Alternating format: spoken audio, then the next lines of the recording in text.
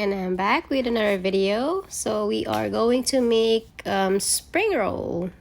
I haven't made this for a long time, pero nung umuwi ako sa Pilipinas, I saw my mom and my sister-in-law made some. Kaya naman, nagtanong ako sa ate ko and sabi niya mas okay daw pagka ginigisa muna yung pork and vegetable together bago i-wrap para at least pag niluluto mo siya, iluluto mo na lang talaga is yung wrapper.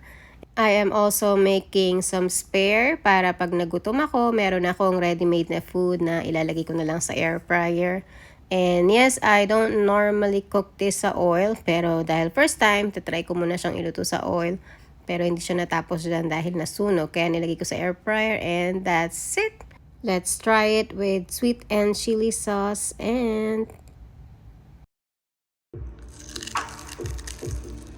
crunchy and yummy. Hope you guys enjoyed this video and wait for another one. Thank you. Bye.